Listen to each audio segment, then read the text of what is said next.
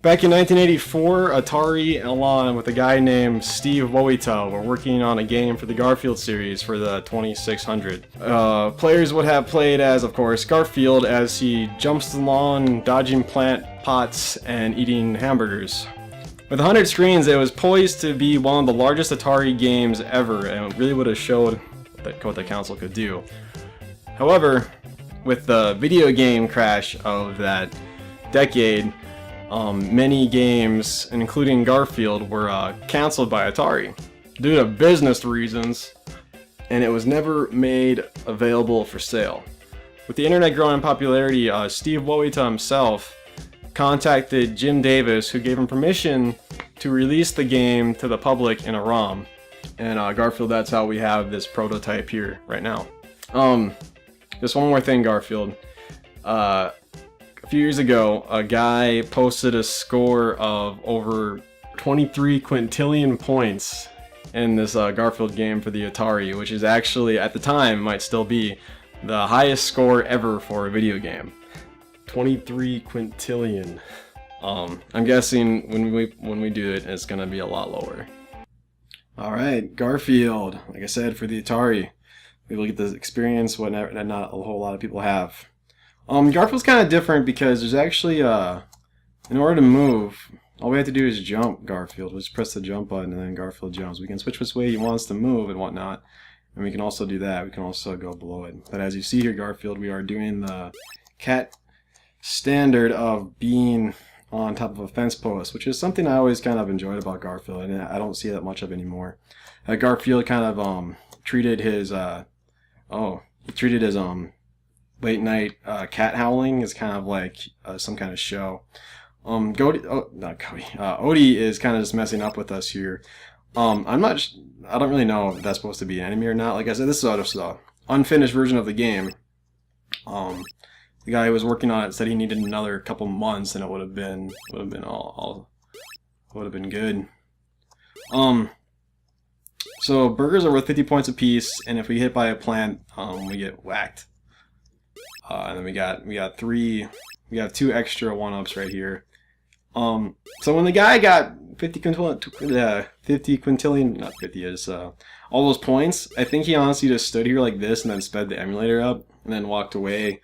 Went to work, you know, if he was a student, he went to school or whatnot, and then he just came back and like, oh wow, it's 15 quintillion, or 5 quintillion.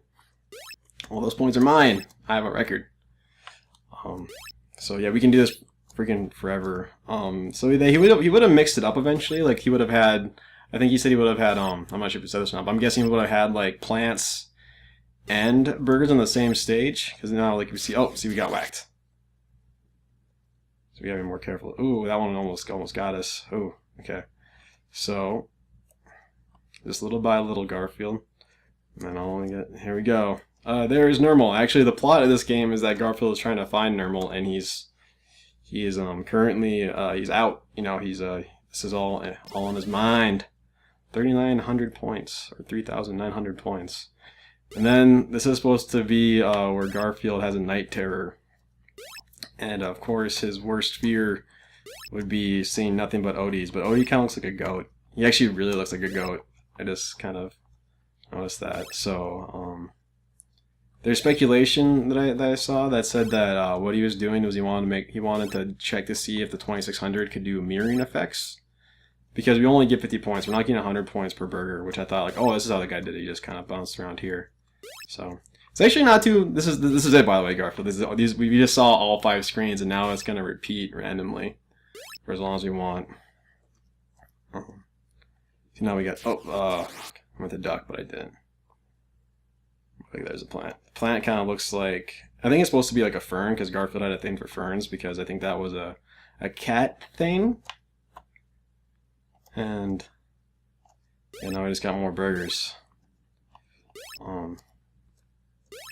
I should note, Garfield, that there is another Atari game that this is compared to a lot. I don't know if it was made by the same guy, but it was the game for the Tasmanian Devil called just Taz.